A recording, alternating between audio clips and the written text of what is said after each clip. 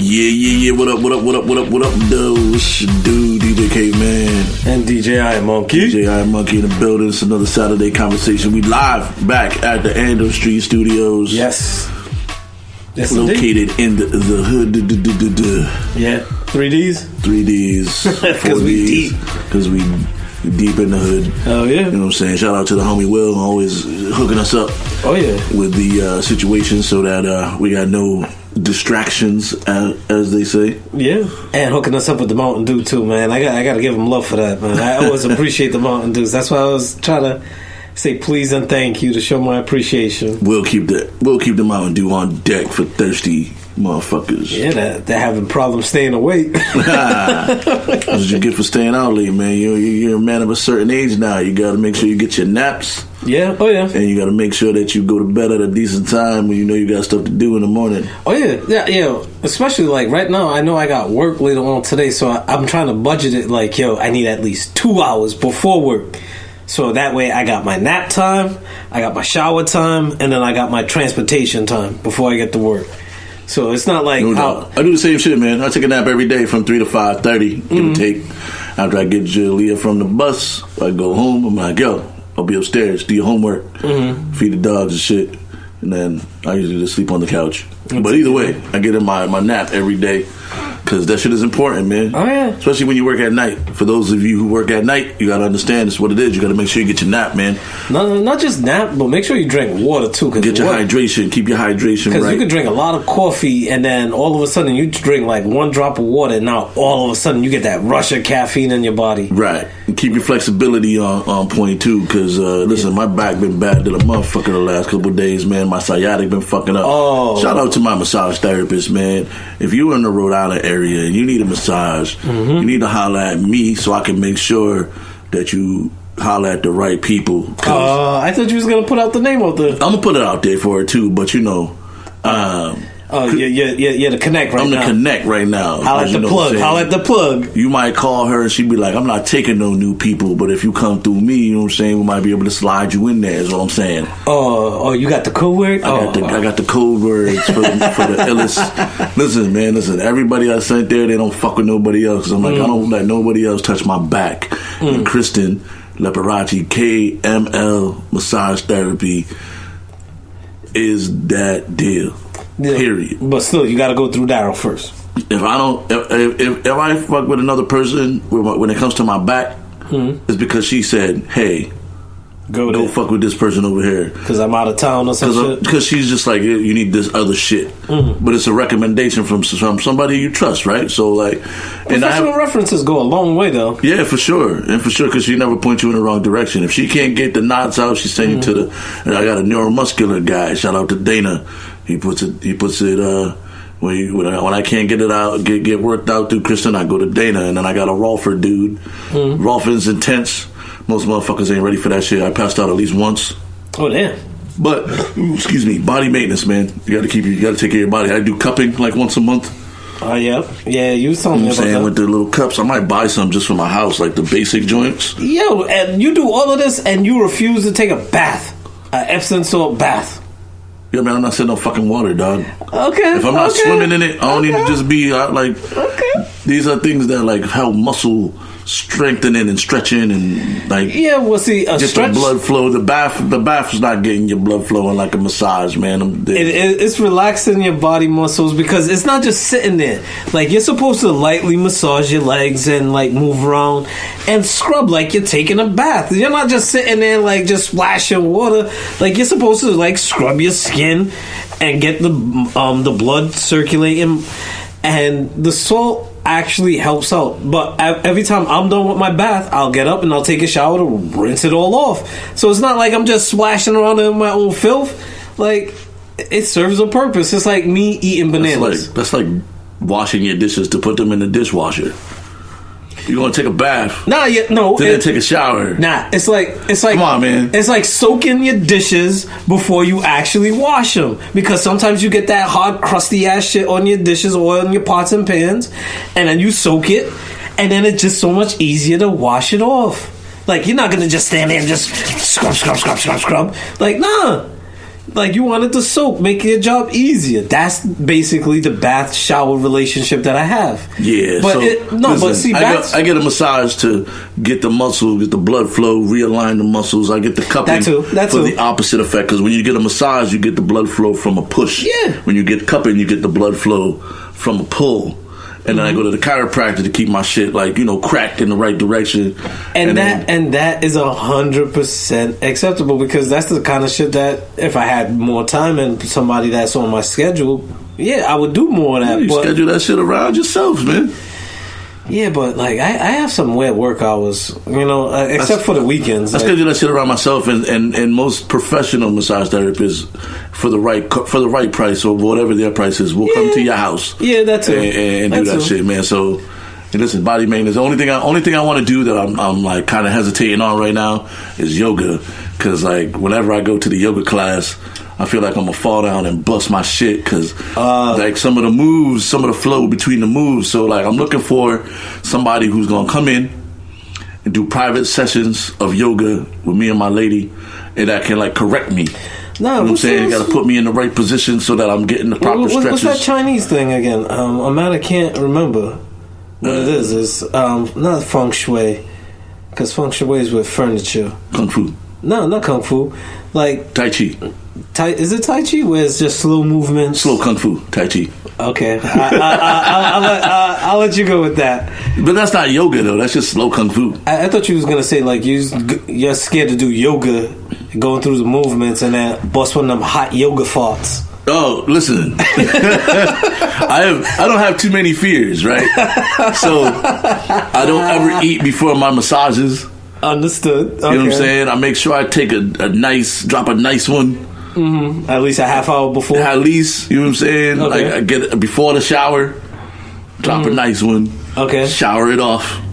Okay, we don't have to go with the shower shave. Yeah. Nah, because you can't be going in like if you go to the massage smelling like ass, functified brat type shit. You know what I'm saying? Yeah, well, brat. Well, I said functified, and then I was like, damn, it's a brat reference. So, but you gotta like. You can't be going in there all stinky or like grimy and shit. You know what I'm saying? You can't go right after the gym. You gotta go shower up and shit. Because, that's nasty. But also, you can't be farting on the table. You know what I'm saying? Like, yeah, there's some etiquette. Yeah, you know what I'm saying? Like, you can't rip one while she's in the middle of like rubbing your back. But sometimes you get the right pressure in the right places. Ain't nobody tell you massage right there. That's where the gas bubble is, babe. So it's like I've had a few like close calls where I've had to like, clench up. Wait, did you ever have the Costanza where it actually moved? Nah. You get a little chubby. Nah. The Costanza. See, I go into the massage. The George Costanza. Like it's super professional. My massage therapists are all super professional. Okay. You know what I'm saying? So there's never that. So there's no like cleavage hanging out, no nipple on your neck type when they're rubbing your back. Nah. My massage therapist, they're super professional, man. So it's like it's a massage. It's not like when your girl's rubbing you for some action, and she's like giving you the light caresses. This is like, and then blowing on your neck. Yeah, this is like a massage. Like, and I got tight muscles, man, and elbows and shit. Being there, like you can't. There's nothing sexy about an elbow. It can be, but in your hamstring or whatever. You know what I'm saying? Like that's not sexy. It can be, but okay. No. To each their own. I guess if you're like what do they call it, a masochist or whatever, you like pain and motherfuckers like snapping your nipples and shit. Then maybe. Or you like Macho Man and Elizabeth that like to get it down in the ring, but that's a totally different topic. Yeah. But okay. Either way. Okay. None of that shit happens while I'm getting my massage, man. I'm usually high as shit. So, okay. If you haven't been high before your massage and you get massages regularly, smoke some weed before your massage. It will change your life. Shout out to Carlos for giving me that tip. Carlos De La Cruz. He'll be on the show soon. We're going to talk some kung fu. Well, you're going to have like a real Pink Floyd experience? Like you start seeing stars and shit? Nah, it's just like, listen, if your back is fucked up, right, and you go in and you're like real tight, to get your shit to relax requires a good amount of pressure. So when you're not high, that pressure could cause a little bit of discomfort. However, when you're high as shit, there's no discomfort. You just feel the pressure, and then you feel the release, but you don't feel the discomfort and the pain that comes with whatever your therapist is doing to loosen that muscle up. Okay. So I highly recommend smoking or eating the edible before you go into your massage. So with that being said, so with all the massage and stuff like that, do you do load management too? Man, fuck load management, man. All these fucking dudes in this soft ass NBA right now. Okay. NBA soft as shit right now. Everybody's taking games off. Let me tell you something. Not everybody, but okay. LeBron doesn't. The stars. LeBron doesn't do load management. If he's hurt, he's hurt. LeBron did load management last year because he wasn't as hurt, but he was on the juice, so he had to take those extra days. That's the story you're telling. To get the scent off of him. That's the story you're telling. That's the story you're telling. But okay. But a lot of these guys, now that he's been hurt, though, but LeBron does. Here's the thing. I can respect. Listen, I can respect LeBron. What LeBron does during the game, because he'll go, especially now that he has like a good team, he'll go like half speed sometimes, or he won't drive hard to the basket. Like, that's how he does his load management. And I still think he plays too many minutes because, you know what I mean? Like, there's a reason why he hasn't won more than 3 titles. He's tired. Yeah. Because he does a lot on the court. Like, I'll give him all that. He does a lot on the court. Yes, he does. But motherfucking Kawhi, who I enjoy because he be busting niggas out and fucking up dudes in the league with New Balances on. Hashtag label out. Yeah, hashtag you know label what I'm saying? out. Okay. And it's not an ugly shoe. It isn't. It's not an ugly shoe, you know what I'm saying? I'd rather rock that than the fucking Steph Curry's. Than the Steph Curry's or the James Harden's, although the new one is not bad. Nah, Kyrie has the best kick game though. Kyrie's kicks is dope. Yeah, he got the best kick game by far. But like taking whole days off, like because you don't want to play a back-to-back, or like, well, here's the thing: people pay a lot of money. Yeah, okay. They pay a lot of money. Like, basketball tickets is not cheap, especially for motherfuckers that's sitting in the lower bowl. Depending on how big your arena is, they always give away like the $10 seats, but those are not all the seats in the arena. No. Motherfuckers paying wild money to come see these dudes play, and these motherfuckers is making wild money to play. So if you got like, okay, coach, I want to make sure I have energy to last through the season. So instead of taking off nationally televised games or games against like marquee teams, like if it's the Lakers and the Clippers, why is Kawhi taking a fucking load management day off against the Lakers early in the season? People are watching that game. You know what I'm saying? Like, you're hurting revenue. You're hurting the revenue, because then it's like, yo, why am I paying all this money if these guys are not going to fucking play? Just play less minutes. Yeah, I can see that. Just play less minutes. Be like, yo, coach, it's a back-to-back, so I'm going to play 28 minutes. Or 15 minutes this game, so that way I can play 30 next game. I'm gonna play 28 minutes instead of 48 minutes. I'm gonna play half the game. I'm gonna come out more often. I'm gonna take a longer rest. I'm gonna come out before the TV timeout. So instead of getting 2 minutes on the bench, I get 6 minutes on the bench, or whatever it is. But you should play in those games. I hate it when they do it in baseball. I went to a Yankees game a couple summers ago, and I'm like, it was Yankees Tigers. So I'm like, all right, cool. I get to see all these Yankees play that I haven't seen play yet. You know what I'm saying? I get to see Tigers play that they're Tigers. But it was like the Yankees put in like all their like bench scrubs. Yeah. You know what I'm saying? Like nobody from like the team, like the game I watched the day before, nobody played in that game the next day. And I'm not even a Yankees fan, but I felt like you got cheated. And our tickets were free. And I still felt like, yo, people are here paying for this shit, and A-Rod's not playing, and this dude's not playing, and Grandison's not playing, and you know what I'm saying? And it was like the fifth string pitcher.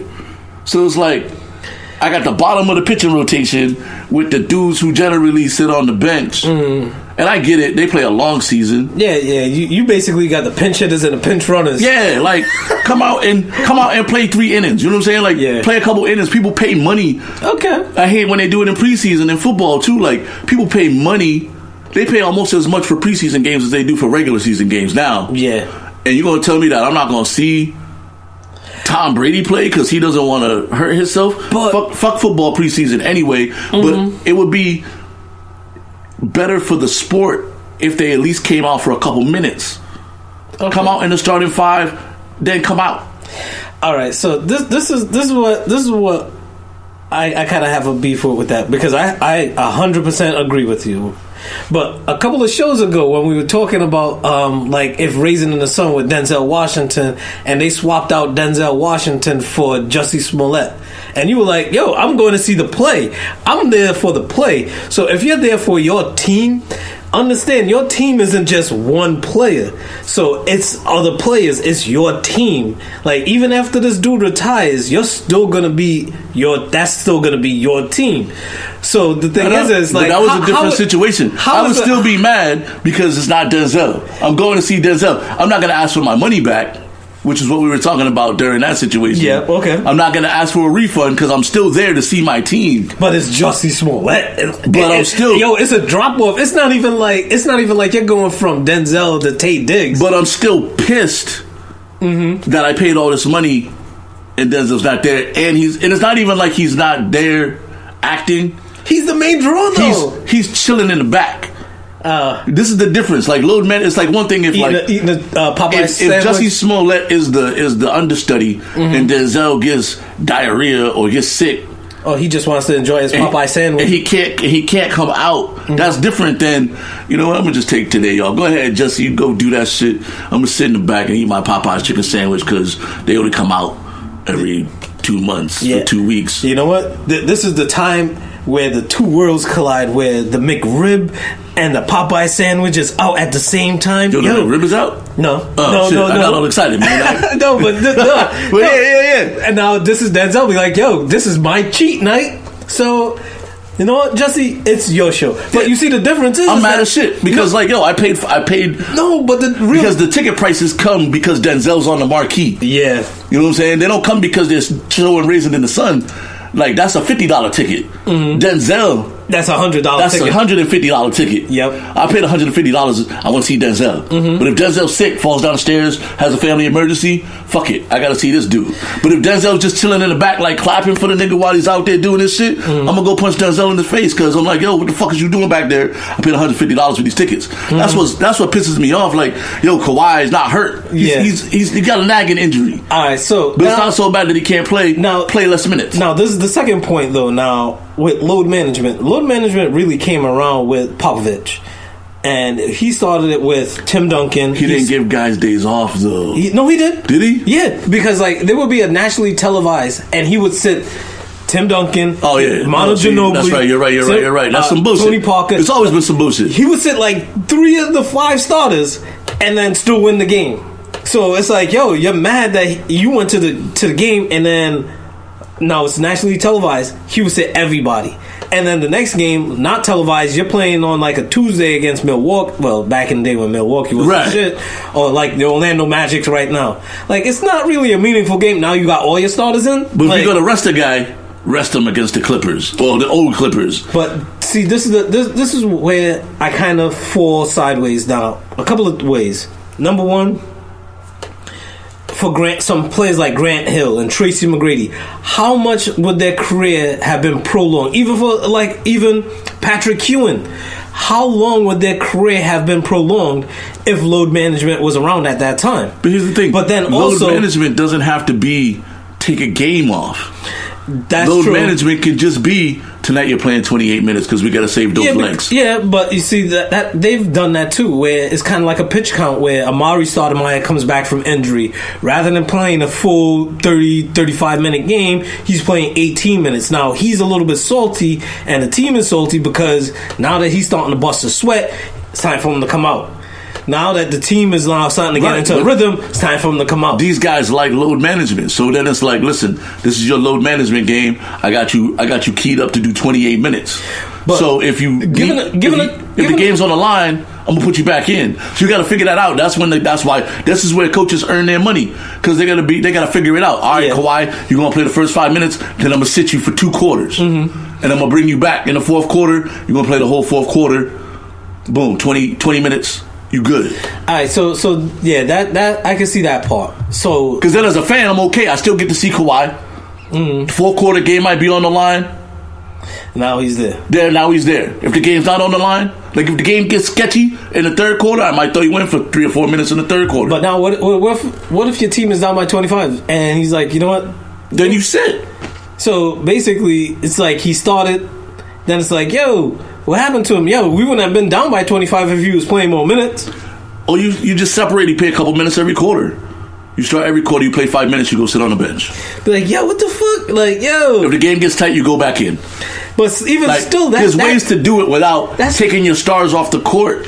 All right, so because here's what's gonna happen. As a player and even as a worker, if you personally know that you're going into work for a half day and nothing's really expected of you, and you're like, yo, I'm really here just going through the motions. Yo, this is full of shit. I could have took the whole day off and then had more energy to put forth towards tomorrow when I gotta come back to work. I don't make millions of dollars. You make millions of dollars, you gotta fucking put your best foot out there every fucking night. Even though you get cut. Fuck out of here. Even when I know I don't make millions. Alright, so even though I gotta work the holidays. But I'm not that dude, because like I DJ the same way, whether it's empty or not. Alright, but peep this though. Peep this, right? I give the same energy whether it's empty or not. Now, you work in an office. Like I worked in an office.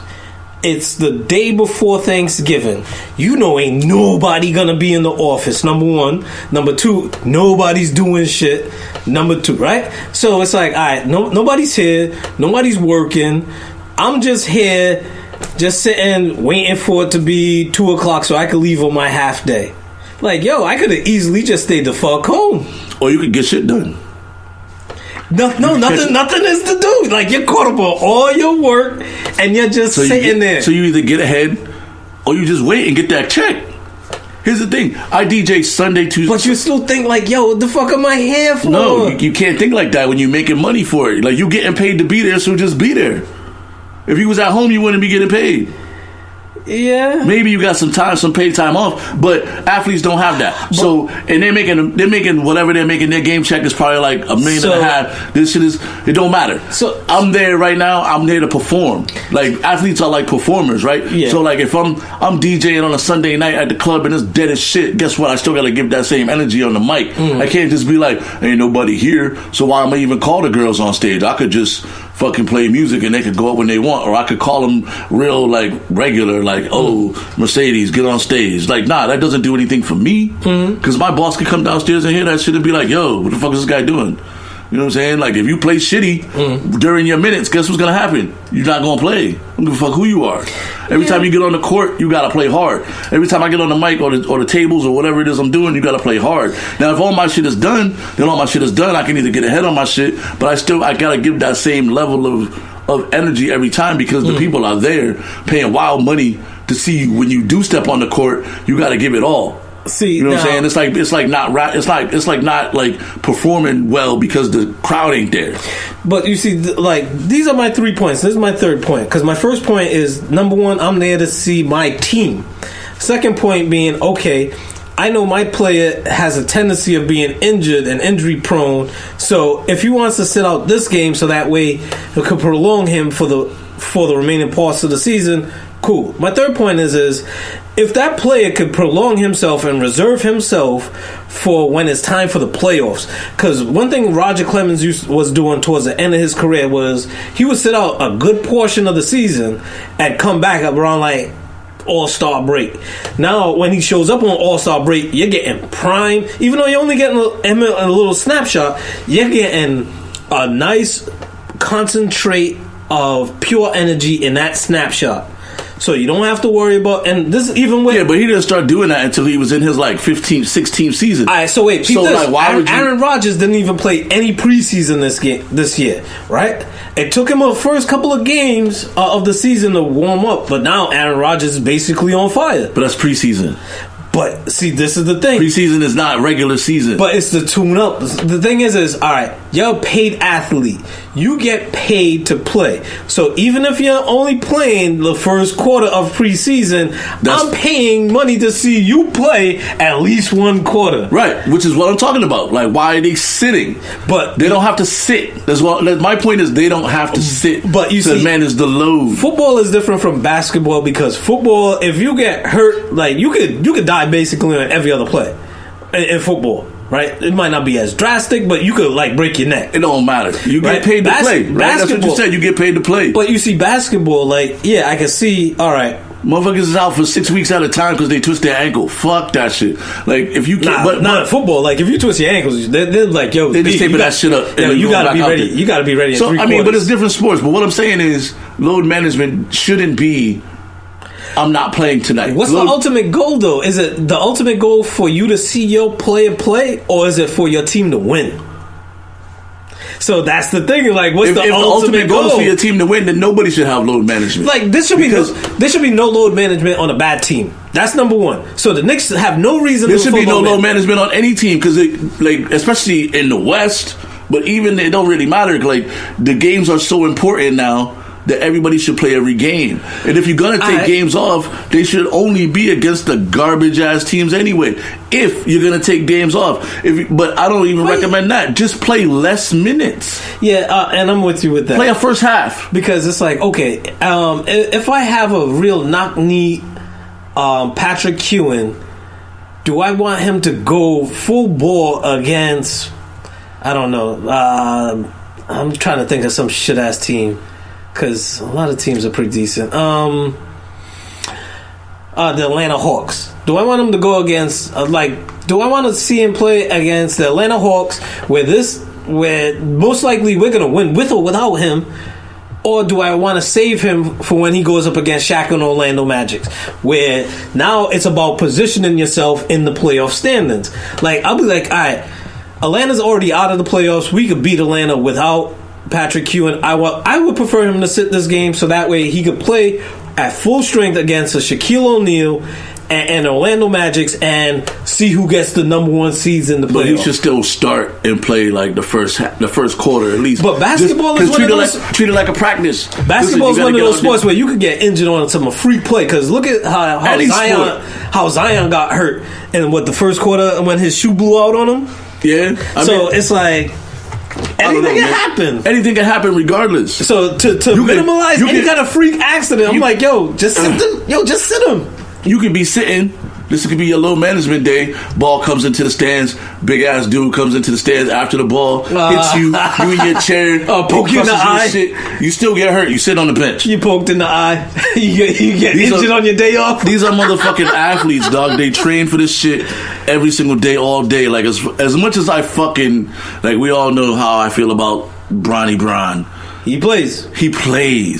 And when he's not like, and when he's load managing, he's like not fucking sprinting up the court. Or he's passing the rock more. Like his load management this year is him running the point. See, really and truly, load management is only applying to Kawhi Leonard because if anything, Anthony Davis needs to be load managed because as good as he plays, he has a history of getting injured. Right. So that's what I'm saying. Somebody like Grant Hill, somebody like Tracy McGrady, even back in the day with Greg Oden. Who knows what would have happened, man? Who knows? Load management will help prolong their careers and for them to have a fuller career and actually for Tracy McGrady to get out of the second round as a starter rather possibly you never know. Next to the water boy on the Spurs. I'm not a fan. Second round. I'm not a fan of that shit, man. We spent way too much time on load management. No, but it's always good chatting. You know what I'm saying? But you want to go over the NFL picks? Shit, I didn't even make my picks this week. Or did you want to talk about what you do to finesse your woman? First of all, I just want to say to the sheeple out there, stop buying that motherfucking nasty ass Popeye sandwich, dog. It's not the best sandwich out there. Motherfuckers. It's good. It's not good enough to get stabbed over. It's not good enough to get stabbed over. You motherfuckers out there wilding out over Popeye's chicken sandwiches need to chill. It's a solid sandwich. Now, B, when we went, you got kind of tight because your sandwich was just taking a minute. Yo, because it was taking a minute and motherfuckers was getting their shit before me. That's bad customer service. People that came in after you. Yeah, that's bad. That's bad customer service. And see, the thing about yours is yours had no sauce. No pickles. Yeah, I got like a straight up, just give me a chicken sandwich with some mayonnaise. Bread and bun. Be careful with that. But I'm saying, it's not worth shooting a motherfucker and fighting in the drive-thru and shit. It's not that good. Like, it's good, but it's not that good. It's not like shoot a motherfucker in the face because they don't got chicken sandwiches. You know, it's not rioting at the Popeyes good. Like, it's not that. Their chicken's not really that good. and there's probably a spot in the hood that got better chicken sandwiches that you don't even know about. So you need to ask around about who got the hitting ass chicken sandwich. You're making the whole hood look bad doing shit like that, man. And Popeyes they made $22 million off y'all last year in 2 weeks. I mean, I had my chicken sandwich because I had to see what the hype was about. I like that, but I prefer Chick-fil-A. Yeah. I prefer Burger King. See, you know what I'm saying? Like I don't know. There's better chicken sandwiches out there. The real difference is that the real difference is that with Chick-fil-A, some people don't buy into their politics. Like, yeah, that's true. So some people don't buy into their religious thing, so they're like, you know what? Yeah, but if it's about the chicken sandwich, it's about the chicken sandwich. You don't see motherfuckers shooting each other in the face at Chick-fil-A neither. But all I'm saying is, because they're on their Kurt Franklin time, and they're closed on Sundays, which is some bullshit. Chick-fil-A, fuck out of here with that closed on Sunday shit. They're on a higher moral plane than other people. Like that's like this fucking stupid shit. You own a restaurant, open that shit every day. Open that shit every day. Even Caribbean restaurants are closed on Sundays. Why? Because you're supposed to have family dinner. Like, that is the real thing in Caribbean families. Like, Sunday is Caribbean family meals. Like, your mother will make What if my family meal is takeout this week? Because I fucking don't have time to cook on Sunday. Then go to KFC because we closed because we celebrating this. I don't know, man. Fuck that shit. That's the wackest shit ever. The only thing wacker than fucking Chick-fil-A being closed on Sundays is the fact that in Rhode Island, you can't get fucking seafood on any day but Friday. Fuck y'all. And we're a seaport, and you go and you can't get fish and chips every day. Oh yeah, on Friday. Fucking only on Fridays and Wednesdays and shit. Some bullshit. But anyway, Rhode Island, you can't even get soft serve ice cream either. But that's a whole nother thing in itself. Yeah, that's a whole nother thing. That hurts my head. But you see, like with Chick-fil-A, I understand that's their moral stance. Like, that is them saying, look, this is who we are. This is what we stand for.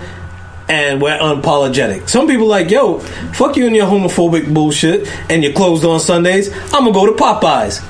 And then Chick-fil-A's like, you know what? That's cool because we don't want your nasty ass attitude in here in the first place. I guess, man. Like, we're at church praying on Sunday. What I need to happen is for motherfuckers to stop shooting each other over chicken sandwiches. Because at the end of the day, you're shooting people and being violent over a chicken patty, my dog.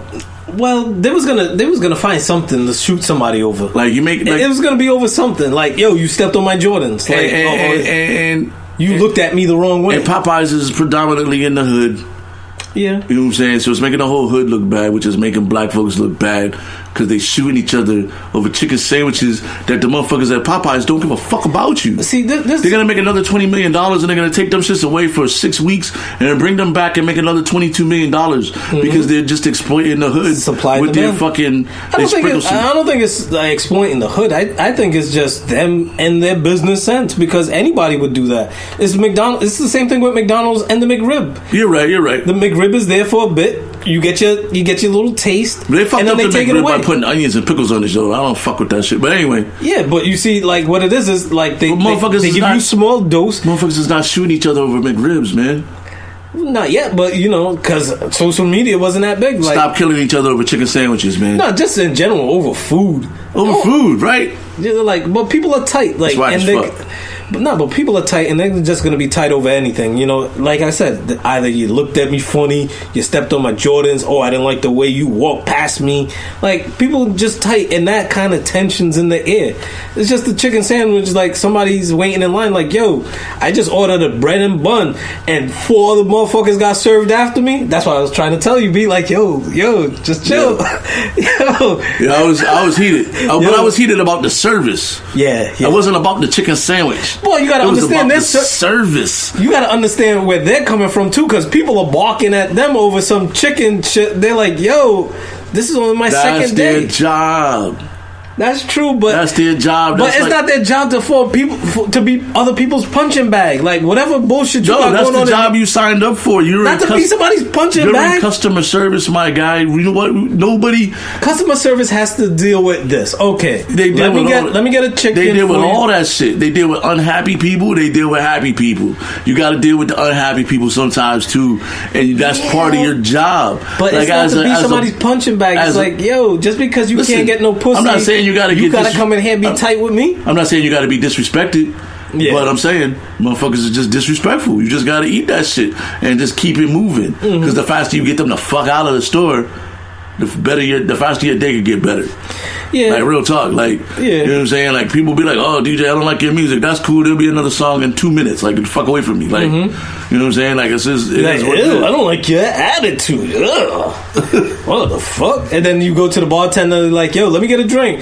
You know what? Fuck you. And then all of a sudden, this fight start to break out. You see, it's tension everywhere on every level. Motherfuckers be too in their feelings, you know what I'm saying? That's you know what's happening. This is what's happening. This is why people are so in their feelings and so tight right now, killing motherfuckers over fucking chicken sandwiches, because they don't be doing the things they need to do at home. Oh yeah, to keep their lady happy. So they done fought with their girl because. You know what I'm saying? Well, the girl is just tight all the time. Girl is just tight all the time, and you're not figuring out what it is to get your lady in the mood to make her happy. So when you go out to get the chicken sandwich, you're not mad when you go out to get the chicken sandwich. Y'all on some pent up no getting pussy time, and now you're taking it out on the person behind the counter because you can't get your spicy chicken sandwich with no sauce. Because you can't. Because originally you can't get your lady in the mood because you don't have conversations about what turns her on. Well, you can't just say lady. You gotta say spouse now. Spouse. Yeah, your significant other now. Your significant other, right? Ladies too. Understand what your man's wants. Ladies are with ladies. Ladies, understand what your person. Oh yeah, it goes both ways. Understand what your person wants, what turns them on, what gets them ready for the readiness. Yeah, because you know what I'm saying, to come in there. You know what I'm saying, ladies, if you got a fella, you know what I'm saying, or if you got a strap on, or if you don't, you know what I'm saying, you gotta know what you gotta say or do to on your peg button to get your back blown out. Or your pussy licked out, or sucked out, or whatever. Yeah, you get kind of detailed, but yeah, we get the general idea. Yeah, you know what I'm saying? To get the motion in the ocean. You know what I'm saying? Basically, trying to be breaking the bed frames or whatever the fuck you do. To put the exclamation point at the end of the sentence. That's right. Bang, bang, bang, bang, bang, bang. Rest in peace, Pops. Rest in peace, Pops. Yeah, man. Damn, that shit still hurts my feelings, man. Yeah, it does. Because Black Jesus, I don't know what they're going to do without him. Because they already dealt with Charlie Murphy dying. Right. Now they got to deal with him dying. Like, damn. That's just tough. Hey, that just lets you know that life is short. So make sure you fuck your girl or your significant other. Yeah, your significant other. Keep her turned on, dog. Keep them turned on. See, shit, you know what? It's the simplest things too. Like, because this is the thing that trips me up sometimes. Like, girls be like, I can't do nothing. I'm on my period. Like, you can't do nothing. Like, yo, so I gotta just sit here and just twiddle my thumbs and wait for you. Like, damn. Like, well, it gotta be both ways, man. It gotta be both ways. This is the relationship expert advice from 240. Shit. Oh yeah, 40. My bad. Oh, you didn't unplug the mic? Did I? No. Oh, shit, something happened. There we go. Alright. My bad, I kicked the mic over almost.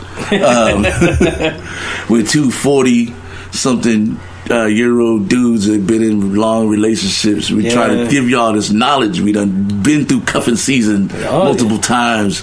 Yes. And now we're trying to give you that good relationship advice. At least, 35 seasons of cuffing? 35 seasons of cuffing. Yeah, that's what it's been. Hey, make sure you know what your significant other like. You know what I'm saying? You could use that shit. Even when they mad at you, you could use that shit and just still, you know what I'm saying, make them happy, make them smile and shit. Like, what's the thing? What's the thing your lady be like, and like when you be doing that shit, you be hitting her with the Trinidadian accent? Nah, because I don't try to go the accent wrong. She comes home and you vacuuming and shit, like being domestic. Yeah, washing dishes, like simple shit like that. Like washing dishes, that helps me out. Like, but the thing is doing it without her having to without her asking, right? Yep, that's the key. That's the key. Like, I'll wake up. Right, I'll wake up, I'll smoke my spliff, I'll watch a little bit of cartoons or whatever, and I'm like, you know what, fuck it. Let me wash the dishes so that way when she wakes up, the house is nice and clean. We got some candles. Yeah, you know, I do. No, maybe not all the candle shit. Maybe incense. Incense. House smelling good is what I'm saying. Yeah, you know, because it's not just for her, it's for me. Because I like a clean house. Like, but also, you know, you're going to get that sploosh. Well, when she comes downstairs, she's like... Well, you did the dishes? No, well, see, sploosh. Well, that too. See, but the thing is, I don't want to give them a reason to be like, well, I gotta do the dishes first, or well, there's laundry that gotta get done. There's things that I have to do that I have, like, yo, give them reasons that have no excuse. Like, if no, but when you're on your way home, right? When you're on your way home from work and you're like, yo, I need to go get some buns today. I'm about to go tear this ass up. Mm-hmm. What's the go-to move for me when you come through the door? You know, with the you just start doing the dishes. Nah. Oh shit, Will's in the house. Oh, Will. Oh, what up, Will? With the Mountain Dew. There you go. Yes. It took so long. Nah, Will, man. Yo, right on time, my man. Yes, Mountain Dew for the thirst in you. Hashtag label out. Label out. Like, I know, like, my lady, like, she likes when I do the accent shit. You know what I'm saying? I hit her with the Dominican, or I hit her with the, I'm working. I gotta find a linguist out there. You know what I'm saying? Like, yo, if you're a linguist, you can help me master this British accent shit.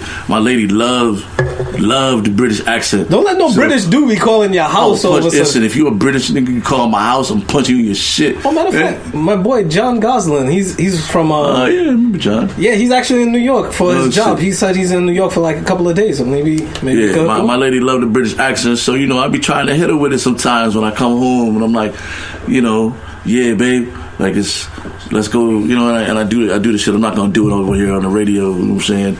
But try to turn other ladies on, right? Now, you know, I know what I gotta do to get the sploosh. All right, you know what I'm saying? Like, what we're gonna put this question up on the Instagram too. What do y'all, the Facebook and shit? What do y'all do? We gotta start using the Facebook more. Matter of fact, this week we're gonna use the Facebook more for that. Throw out questions. What do y'all do to get the sploosh? Or get the sploosh? Well, that's for guys. Oh, shit. What do women do to get the the rock? The rock. I don't know. Trying to get Kobe to pass the rock, ladies. I don't know. What do you do to get your dude to get to the rock? Yeah, you know, get them hot and sweaty. I don't know. You know what I'm saying? To get them bothered up, to get them ready. Because when you really think about it, like, I would. That would like, be what's the when your lady comes in and shit, when she's like, you're like, oh, you trying to fuck right now? That's what you trying to do? Oh yeah, you doing the thing? Lingerie and dishes. Woo! Damn, and you got a Popeyes chicken. Woo! Baby, oh man, you know what? Let me start stretching from now. Let's start doing all them stretches, B. Yeah, we're gonna put that question out, man. We want to know what you do to get the sploosh or the rock. Yeah. You know what I'm saying? When you coming in, you know what you look forward, what you be looking for, like, or the strap or whatever, or the strap or whatever it is. Yeah, you know what I'm saying? Yeah. You know, definitely being domestic also helps. You know what I'm saying? When my girl come home and the house clean, or I'm in the middle of vacuuming with the Dyson. Oh yeah. You know what I'm saying? And as long as you don't have any peanut butter on your chest while you're doing it. Come on, man. Everything is cool. Like, listen. Yeah, you know I was gonna bring up that peanut butter in the Bandit again. The peanut butter in the Bandit, episode 55. If you haven't heard it yet, this is the Lawrence Taylor episode. Oh, the LT, man, sacking the only motherfucker to play high level football. On cocaine. Yes. That high level physics. Yo, this dude destroyed the league on banned substances. Oh yeah, he'll be partying the night before.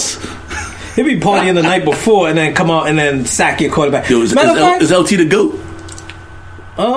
For me, yes. LT, he got to be the GOAT, man. Like, as many drugs as he did, he shouldn't even been able to function on the football field. Now, mind field. you, this is in the era when I came up as a sports fan. LT was the dude for the Giants, right? Darryl Strawberry, Doc Gooden was the dudes for the Mets. So, and then you had Patrick Ewing, you had Charles Oakley, you had all them dudes. So I came up in the era of New York, and motherfuckers being high off of coke and still performing with no load management, no pitch counts, high off coke, coked up. And barbiturates. Quaaludes and barbiturates. Yo, when you doing barbiturates, y'all some heavy drugs. You know, motherfuckers. Stories like that always remind me of the Wolf of Wall Street. Oh, when he was driving the Lambo home and he was crashing that shit all the way home. He pulls it up. He's like, made it. Like, that's how I feel like this. I just feel like the 80s was just full of shit like that. You know what? I'm mad that last night at work, that Wolf of Wall Street came up referring to midgets. Damn. And they were like, yo, this one dude, I don't know if he was on coke or not, he was like, yo, you know what I want to see? And me and my coworker's like, okay, because me and him are just standing there chilling. He's like, I want to see some midget wrestling. Like, the fuck? Like, yo, where you come? Like, just out of the blue, you just interrupt our conversation and just talk midget wrestling. That's some random shit. He was like, no, but like just like in the Wolf of Wall Street, if I was a midget, I think I'll take full advantage of it and go around and have people throwing me around. I'm like, okay, if that's what you want to do with your life, okay, cool. Like, me personally, I'm seeking self-respect and try to get respect in this 12-man world as a midget. Like, I'm not going to have motherfuckers just throwing me around. He's like, oh, yeah, I guess so, but shit, I could walk around looking up a chick's dress, too. I'm like, midgets aren't that. That's nasty. Hey, speaking of... yeah. Oh, boy. Speaking of vertically challenged motherfuckers, my homie Casey comes into the club. He's the second strongest little person in the world in the bench press. Dude benches like 260 pounds without his legs. This shit is impressive. Wait, he has no legs? No, he has legs, but he's only like 3.5 feet tall. So he has legs. So. But you can't put your legs on the ground when you bench. That's what I'm saying. So he's doing it with just his chest. Anyway, he's fighting at the Civic Center, or the Dunk. Dunkin' Donuts. And like the Rough or Rowdy some other little ass motherfucker called out all comers, and he challenged this dude to a straight like tough man fight. Oh, where? And Casey is like a bouncer at the club and shit. Like, he'll slap the shit out of you. So I can't wait. The shit is like next week. So if you can get tickets to that shit, go check that shit out. Yeah, there's actually wrestling at FET tomorrow night too. Like real deal backyard, real deal wrestling, like Ring of Honor, or like I think it might be Ring of Honor. But who's supposed to be there? I forgot like one of the wrestlers' name, but he's supposed to be like some big ECW type dude too. But yeah, no, there's wrestling all around in Rhode Island. That's sure. We got some wrestlers coming on in a couple weeks too. What the RZW? RZW, yep. Check those guys out, man. They do it for a good cause too, so we're gonna have them on the show today. We have Davence Young coming on. Yes, the motherfucker's name is really Da Vinci. Yes, he's an artist, expert cosplay designer. He's designed some video games. He's done artwork for video games. He's done artwork for schools and nonprofits and all kinds of stuff. Dude's super talented. Known him a long time, so he's going to come on the show. We're going to talk art. We're going to talk cosplay. We're going to talk whatever else we can get away with talking about. So we're going to have him on the show. Actually, we're going to bring him on right now. We're going to hit him up and bring him on the show and enjoy the interview while we get it popping with Davence Young right here on the Saturday Conversation. Yeah. What's going on, folks? DJ Caveman on the line with Davence Young, animator, cosplay designer, artist, overall international pimp player, hustler, old school, New York bred, huge friend of the Saturday Conversation. Davence, thanks for coming on the show today after a little bit of a technical mishap, but we rocking and rolling, man. So how's everything? Thanks for coming on. Oh, well, thank you for having me. Things are going good. I'm staying busy. That's always a blessing. People seem to like my skill, my talent, and they keep asking me for more of it. Right. So you've been an artist basically your whole life. Like, what was your inspiration for getting into art in general, and then, the anime and the cosplay designing? Like, what was the journey like? Well, just getting into art in general. I was 6 years old and I saw Steamboat Willie for the first time in black and white. Wow. And I was like, Ma, that's what I want to do. And literally, I have been studying, teaching myself, being taught by others, how to draw. By the time I was 8, I was doing halfway decent portraits. I went to junior high school, and my teacher loved my style, loved my ability to capture real life and stuff like that. If I can see it, I can draw it pretty much. And then from there, I tried out for the High School of Art and Design. The first year, I did not make it. This is a school where you have to pass an art test to get into. So they only want the best of the best. So I ended up spending my first year of high school in John Brown High School. Huge ass fucking school. If you wanted to be a farmer or in agriculture, that's where you go. There's an actual farm on that school property. It's that big. That's what's up. Yeah. But I still wanted to push my art. So practice, sharpen my craft. You know, in the next year, I tried again, and I got in that time. And it's kind of funny because the test was harder. Wow. When you got in there, you saw a girl sitting on a chair on top of a desk. And the teacher there is telling everybody, I want you guys to draw this female from the top of her head to the bottom of her shoes. It has to fit on that page and be proportionately correct. Meaning I don't want to see arms there too long. I don't want to see legs there too short. But it must hit the top of that page and the bottom of that page. So everybody was like, okay, no problem.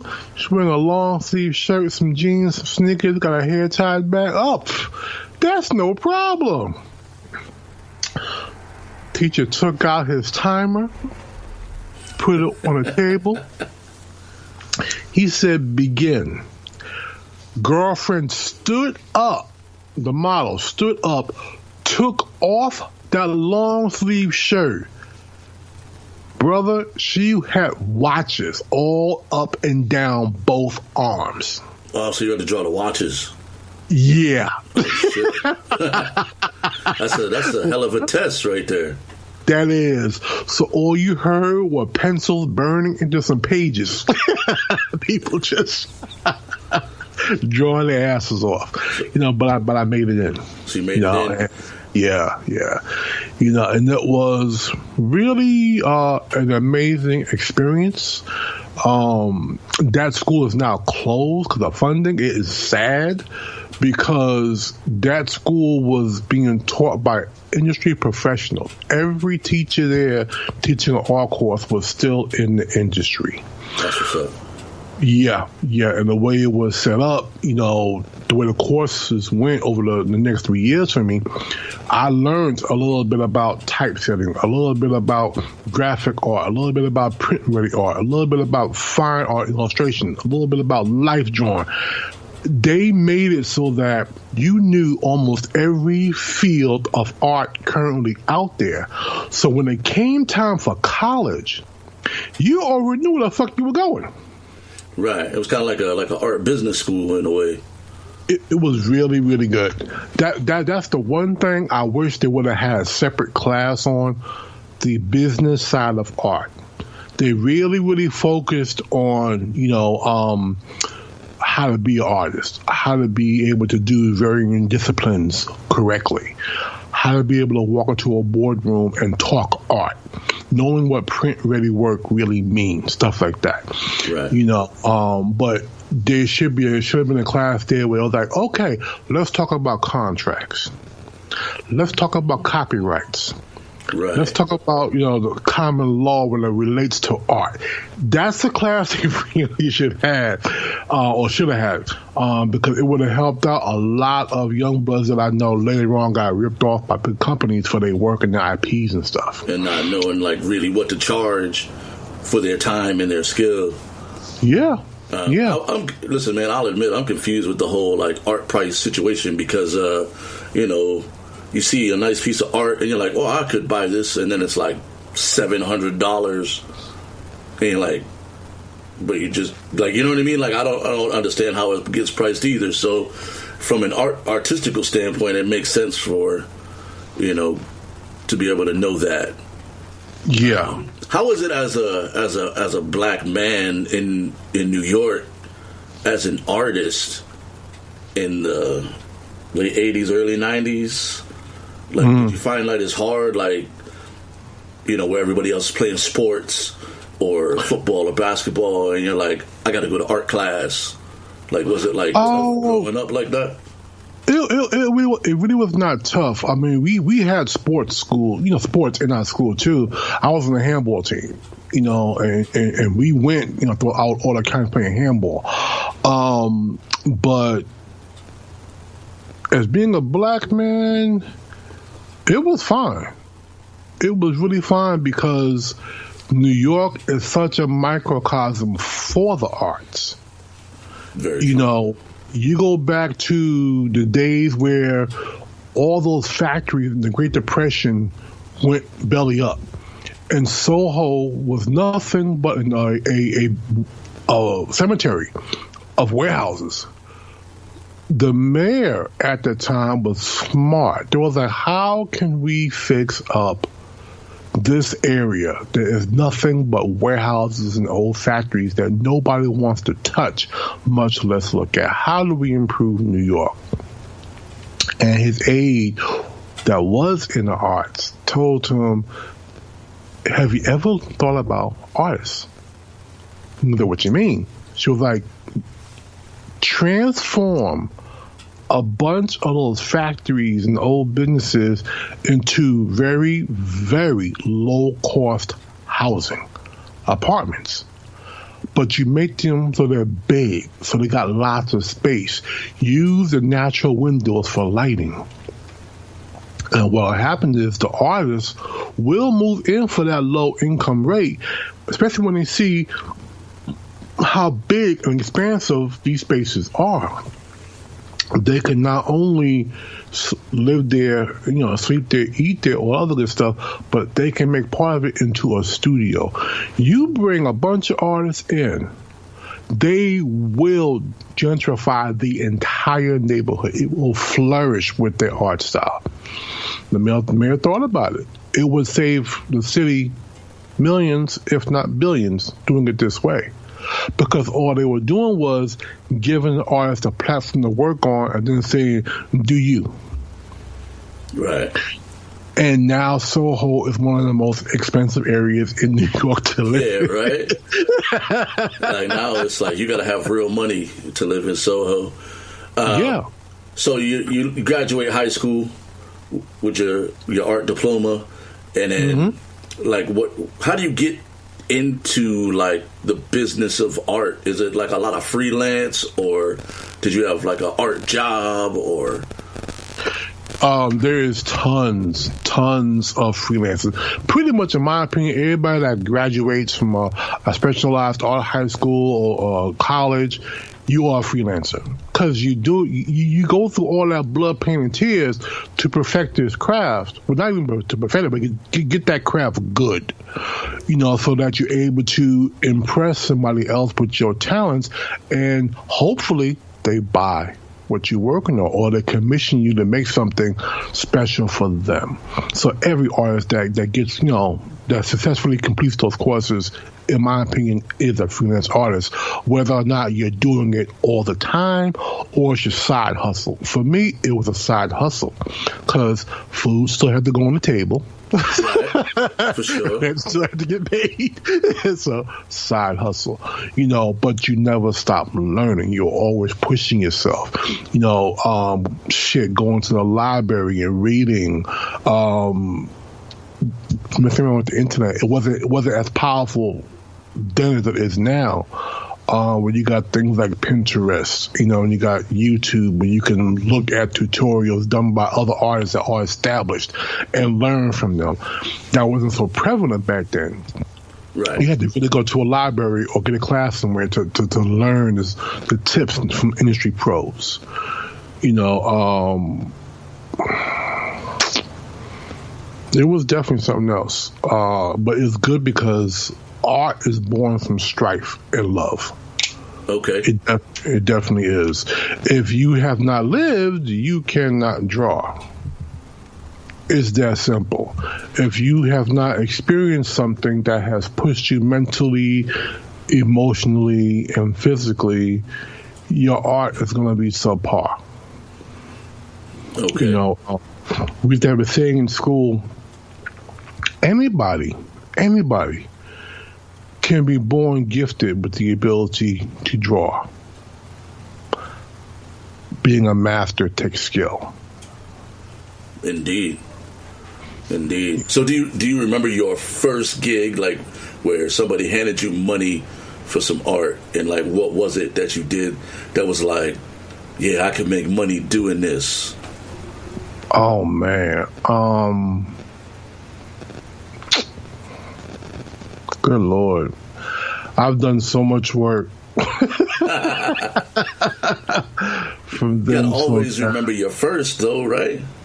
You'd be surprised because I'll be 49 this month. You know, so you're talking about going back 20, 25 years. Yeah, now I'm thinking about it. Shit. And trying to remember. I don't even remember half the shit that happened when I was in my late teens, early 20s. It's just a blur. You were there for some of it. Yep. You know, I do remember my first like mini wall mural. Word. My parents let me draw on the walls in my bedroom, in my little bedroom. Nice. You know, and so the first things that I drew was members of the team Alpha Flight. Alpha Flight. If you remember the comic, one of the characters in the comic was a big old orange-haired Sasquatch. There was a short guy named Puck. You know, really short, who can like roll into a ball and mess you up. I took and drew the entire team, you know, on my wall. At that time, I was really feeling that comic book, nice. You know, and loved it, you know, and that thing stayed on that wall. Oh my God. So many years, you know, and I will always look back at it and critique my own work. Look at how I was then to how I am at that particular point in my life. You know, and it was always a good benchmark. No, okay, for sure. I was decent back then, but now I can do this, and this to make that look even better. All right. So it's kind of good to always have your old work around.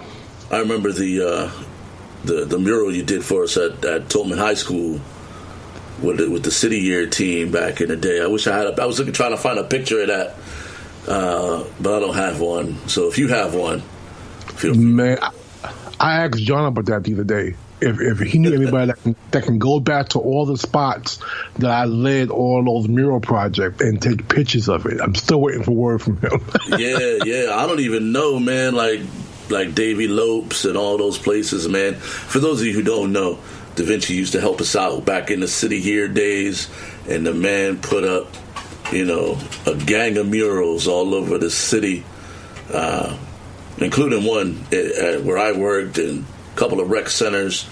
Man, I wish I had those pictures. I know the one in Tolman they painted over. So if there's no pictures of that one, that shit is long ago. But we'll have to see if we can get those other ones.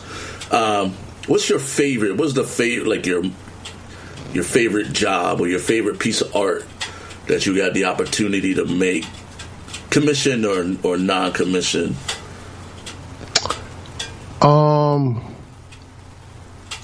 My favorite job has always been with the arts. Something in that field, whether I was just a loneman or a totem pole or running the whole thing. It's always been something dealing with the arts. Well, do you have a favorite piece, I guess is what I'm asking? Like that one that just came together and you're like, that's it. That's the one. You know what I mean? You know, as many different murals that I've did, there are some amazing ones that I've done that I love. I think doing that mural in the community center out there in Rhode Island, when we had all those kids. Oh yeah. Coming in and following the instruction and filling in the lines that I airbrushed and whatnot. To me, that was pretty awe-inspiring. Having the kids come in and look at a black man who that did this pretty cool outline of a drawing on a brick and mortar building, and then helping to lead them into how to be artists themselves. Hopefully I inspire some of them to reach for something higher than what they're brought up in, what they deal with on a daily basis. I love the fact that the mural that I orchestrated there and put into play was the first time City was able to get banks to donate to that community, since that came along. And until then, they kept failing at that task. So that really meant a lot to me. Word, yeah, that was a great day of service for sure. So now you're in the cosplay arena. So I'm sure you've done like different projects. But how did you get into wanting to do cosplay? For me, it was kind of a natural progression because I being an artist, you quickly find a genre or a niche you really love. Some people love doing life work. Right. Based off of life, and that's it. Some people like sci-fi. Some people like fantasy. Some horror. I was definitely a sci-fi fantasy, just like nut. I watched a little bit of all the genres, but those are my core. I love the idea of being able to draw something you cannot look out your window and see. Right. Okay. Something fantastic. And because of that, and loving movies, watched a lot of movies that dealt with special effects, even from like Bill Lugosi's work. Okay. All the way up. And starting to figure out, okay, where can I go to learn about this? Found out about Fangoria magazine. So at that time I was doing paper route, so I was able to pay for my Fangoria magazine, and I would always skip to the back.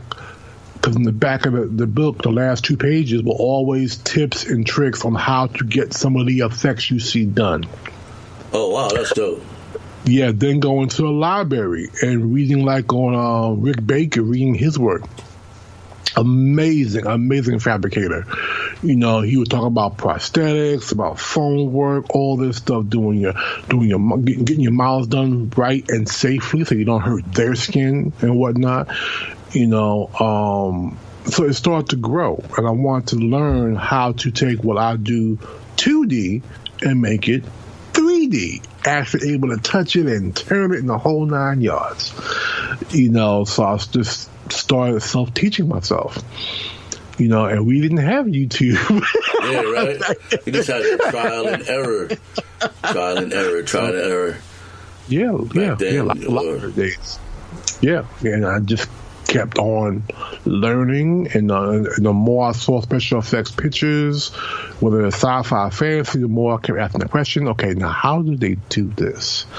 And to start to work out from what I did know, the little bit of knowledge that I did have, what can I do to get it to that stage? Okay, library trip. Go back to the library, read some more. So, in the cosplay community, and this is kind of something I was thinking about today. It's like, you're a cosplay guy. You make great cosplay situations. I've seen them. They're like bigger than life robots and dragons and shit with cannons. And like, how is it being like the black dude in the cosplay? Like, I don't see a lot of it because I'm not really like on the Comic-Con, but then just also like culturally, black folks don't really dress up like superheroes and bang around town. You know what I mean? Like, we were never like brought up like that. Like, what the fuck you wearing all these costumes for? Like, this fantasy life. Go get a job. Yeah. You'd be surprised. They're there. They're like a sub of a subculture. When I was in high school, I went to my very first Comic-Con. But back then, they were called CFO conventions, which stood for Comic Fanatic Organization. These things were held in the basement of people's homes. Oh, wow. Yeah, you would come on in, knock on the door, tell them, I'm from CFO, I came to enjoy the con. they usher you into the household. You go down the basement, and they would have a big old screen TV, set up. They'd have vendors down there that would have, some comics, then a manga or whatever. Some movies you could actually purchase, some of the food from overseas. That's how it was set up. And you would actually just, buy what you wanted to buy, sit down, watch, anime film or whatever, and just talk amongst people who just simply loved that genre, And as it got bigger and bigger, people started to dress up to emulate the love for their characters. And back then, it was nothing but love. People would look at your character and you would actually reenact certain parts of the film or the manga. It was really, really beautiful. A place where geeks and nerds can go and not feel oppressed, not get talked down to, all that. And as mainstream media started to snake its way in, and people who didn't grow up with that love for comics or manga or anime, didn't have that type of respect and reverence for it. They started to come into it. It started to slowly become more and more cool to be a part of that subsect. When before, you get ostracized for it, whether you're black, white, Spanish, whatever. Right. And there were black people going there back then, but there were a lot of people who were already in the art community. They were there. Like, are there rules? Like we talked about our Halloween episode, and we were like, "Yo, your cosplay or your costume got to kind of match. Like, you can't be, Cat Williams if you 6'8".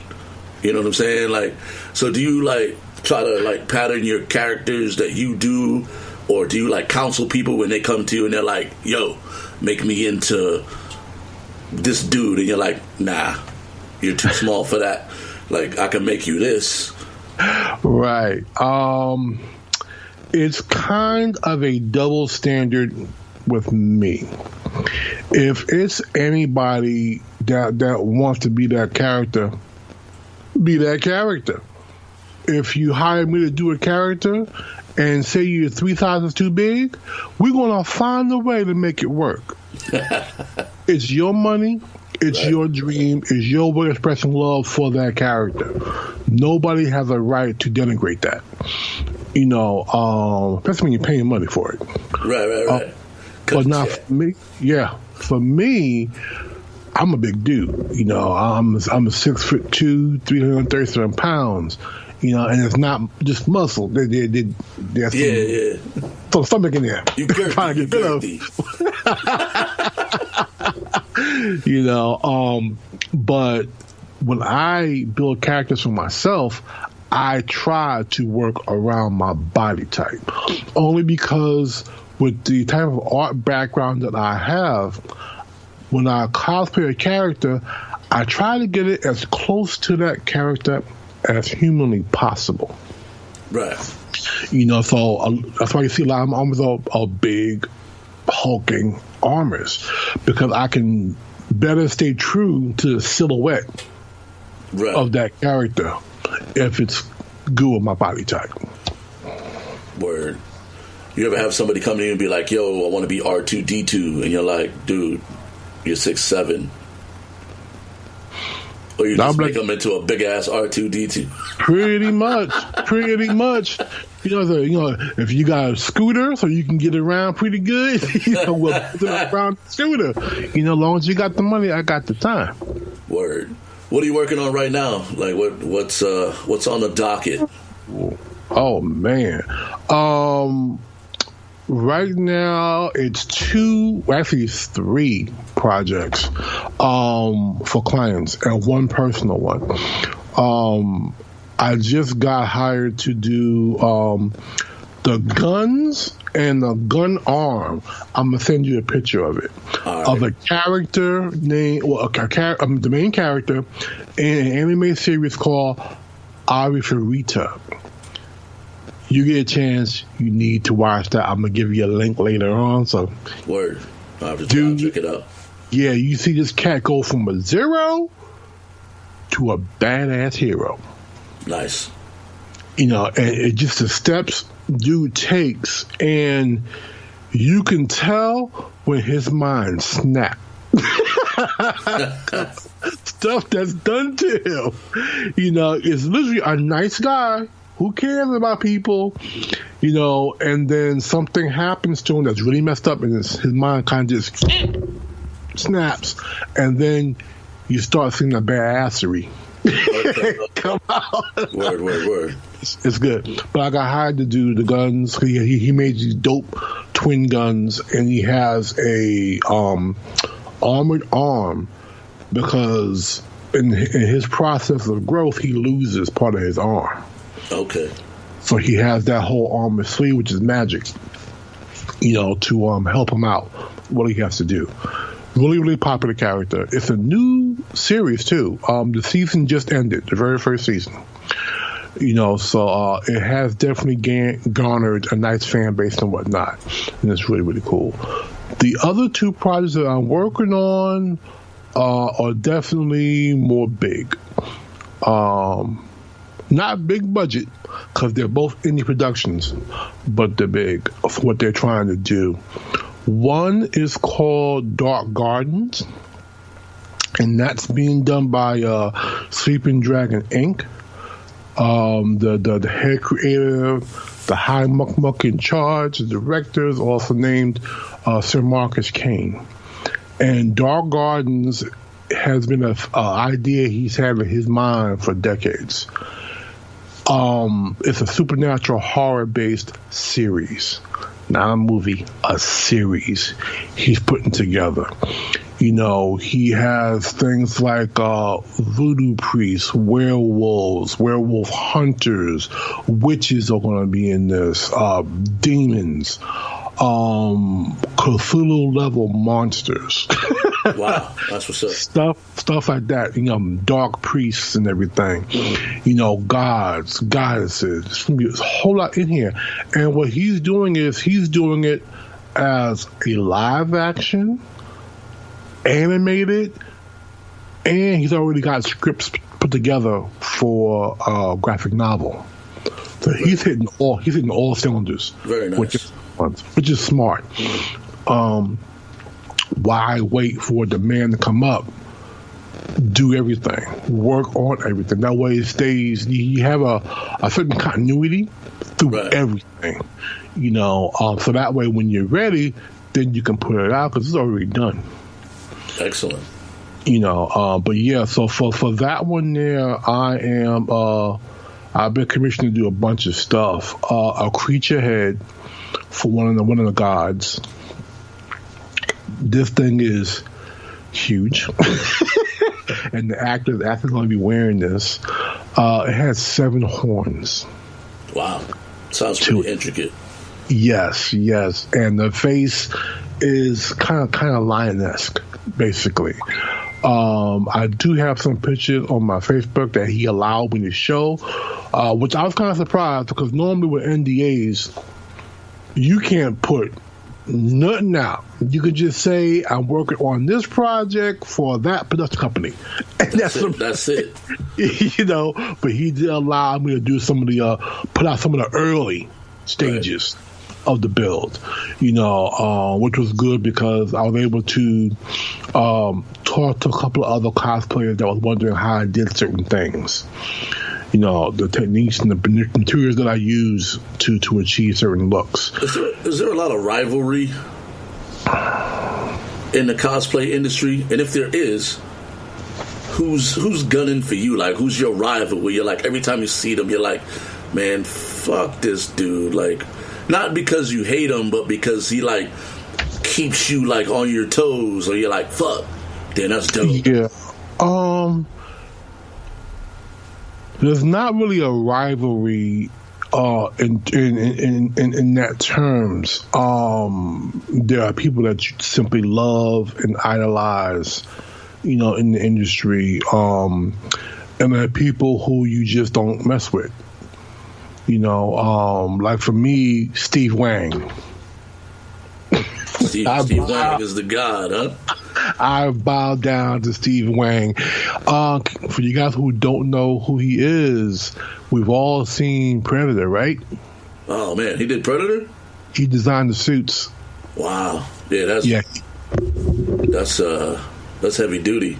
Yeah, he worked for Stan Winston. He was an intern at that time, and he actually was the first person to bring an airbrush onto the set.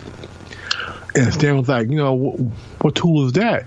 He's like, oh, you're going to love what this can do. And then he just started to airbrush all of the details, the shadows, the scale pattern, and silicone using on layers. And after that, it was a requirement to have brushes in that shop. Stan was just floored with what he can do. And I also highly respect him. I've had a chance to talk to him a bunch of times on Facebook over the years. Really, really cool dude. He does not despise cosplay. He does not denigrate it. He actually embraces it. He's even told me that he loves what I do, because most cosplayers, a lot of times, they just sew. Right. You are actually fabricating. You are actually building armor forms and everything else. He sees that coming up in the community. I said, yeah, it definitely is. There are some studios, I won't say no names, but they kind of have a bad taste in their mouth when it comes to cosplayers. That's because with the advent of technology, we are creeping closer and closer to their level of special effects. Right. The technology is making it now. It's like when DJs used to have all the crates. Now, you don't need shit. You just bring your laptop. And it bridged the gap, so now everybody could do that shit. Now with the advent of like 3D printing and all the software that's out there, it must make it a lot easier for you to be able to make something look high budget without having to, have all that high budget situation. Yeah, it's funny you mentioned that, because me and my Padawan just put money together. My Padawan is a good friend of mine named Jenny Jenks. I've been training over the years to do what I do, kind of be my assistant. We just put money together, and we just bought our first 3D printer. Very nice. Large scale one and whatnot. So we're about to dive into that, because. What's the first thing you're gonna make? A present actually for her mother to give to her friend. It's going to be a Sith holocron that I'm designing up. Very nice. Yep, going to make a light up in the whole 9 yards. Because apparently her mother's friend's father is like a Star Wars nut, and he just, he wants something. So I was like, well, if you want something, then we should give him something that you really don't see released anywhere. That'd be dope. Yeah, it's just holocron. Yeah. So, before we get out of here, last question. What's your dream cosplay art situation? Like, what's your dream job? Well, to work for other studios and be on set, which is what's going to be happening with the other studio. It's called Underground Studios, and they are doing a series called The Pack, and it deals with werewolves. Not just one clan of werewolves, a whole bunch of different clans of werewolves, and that's going to be a series as well. There's a character in there I'm going to be doing named Hermes, which is a god. So I'm also designing up things like some of his armaments, his gauntlet, a magical spell. I will show you this after the stream, because you guys see this I put together. It took me 7 days of working with After Effects and a 3D hologram fan. Wow, that's what's up. Yeah, to cast the spell. The pack is being helmed by Joshua Gray. And you can go on YouTube and you can see some of his stuff, his work on there. Excellent. Well, thanks for coming on the show, man. We appreciate you spending some time with us on a Saturday, chatting it up about cosplay and art in general. Feel free to shamelessly plug yourself. Where can we find you? How can we see the art? How can we call you if we got a art project we want to commission for? You can go to Fancy Armors by Davence, Davence, on Facebook, or at Twitter, at Davence as well. Find me there.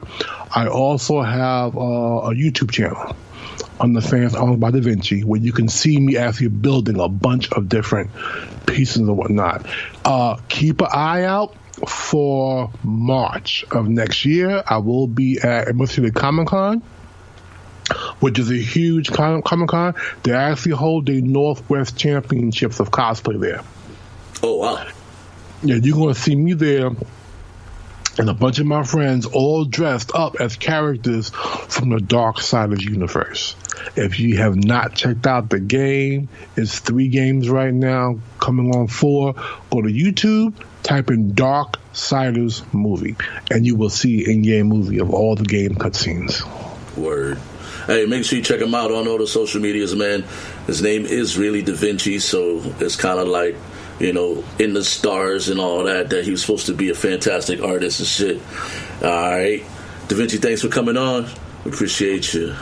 Thank you, bro. Yeah, that was a dope interview. Thanks, yeah. Shout out to Davence Young for coming on the show this week and rapping with us about all the things cosplay, movie scripts and all that.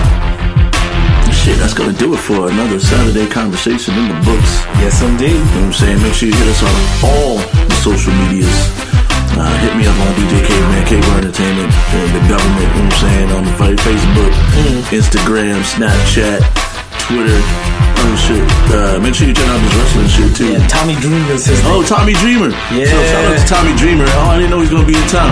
Yeah, tomorrow. Tommy Dreamer has been in. He was in the first 4 movies with Tom DiNucci. So we actually been talking about Tommy Dreamer a lot. Yeah. On the porch. Make sure you check out the porch also. Yes. New episode coming out, episode 5, Slime Buck. It's a great episode. It's a short movie with a fantastic cause for why the movie. It's a fantastic backstory rather for why the movie got made. So make sure you check that episode out. Make sure you check out all of our episodes. We have 56 in right now. 56. Lawrence Taylor. Make sure you hit us up on the social medias, the Twitters, the Snapchats, the Instagram, the Facebooks, all that. On Facebook we'll have that question like, what do you do to sack your chick? You know, like Lawrence Taylor. What do you do to sack your chick? Episode 50. Hopefully not cocaine. What are the methods? What are some of the fun methods that you do to get your significant other in the sack? Yeah, the Lawrence Taylor. See that? See how Lawrence Taylor. See? Yeah, see that? See how everything works Sometimes together? you just gotta workshop it on the show. Yeah, it just works how you itself sack up. your chick or your significant other. You know? And again, I hope it's not cocaine and barbiturates because I'm not advocating none of that kind of lifestyle. Yeah, and don't try to be creative, man. Don't fucking talk about motherfucking Henny. I just bring some Henny. Some Henny and some White House. Some White House. I got that photo, yo. She love that photo, yo. I buy an AFI. And, we got some edibles and the fire stick, know what I mean? we good like that. Hey, so before we leave, I got a funny story, right? Because yesterday we were, my lady bought a Blockbuster shirt. Wait, is this one of the things you're gonna work on when we do the stand up? Yo, so about the stand up. It's just gonna be hilarious. First of all, it's gonna be hilarious. Make sure you come check us whenever we decide. Whenever we get to the point where we get on stage, you're gonna have to come check us. We're gonna get on stage individually, and we might even get on stage together. Yeah. And do some fucking. What's your stage name gonna be? Oh man, I'm coming out as DJ Caveman, baby. DJ Caveman. I'm not gonna kill him with the government. I'm gonna use the government for when I'm making real money. Yeah, you know my comedy stage. I'm gonna do him like Ice Cube. I'm gonna do him like Ice Cube. Actually, I might do him like Barack. I'm gonna be DJ Caveman for a long time, and then when I'm famous, I'm gonna be Daryl, DJ Caveman, Marsh, and then eventually I'll just drop it. Yeah, and then I'll just be Daryl Marsh. When I'm up there. when I'm up there and shit. You know what I'm saying? I'll just be Mr. Marsh. Or I might just shrink it down to just caveman and just be like the one name, like Bono. Oh, yeah. Yeah, I'm gonna stick with Mr. Dawood. Mr. Dawood. Yeah, yeah, Mr. Dawood. Make sure they respect me from up front. You know, we're gonna bring you a different brand of comedy. Yeah. You know what I'm saying? Yeah, listen, I've been around 41 years, man. You know, of those 41, you know what I'm saying? We'll call it 30 of them have been hilarious. 30 of them have been hilarious, and I got 30 years worth of stories. I'm gonna try to. And then in consecutive years, you pick and choose I years. can pick and choose my years. You know, some grown up shit, some growing up shit. You know, there's lots of shit, man. But the story about you and your lady. Plus, my lady is she thinks she's funny.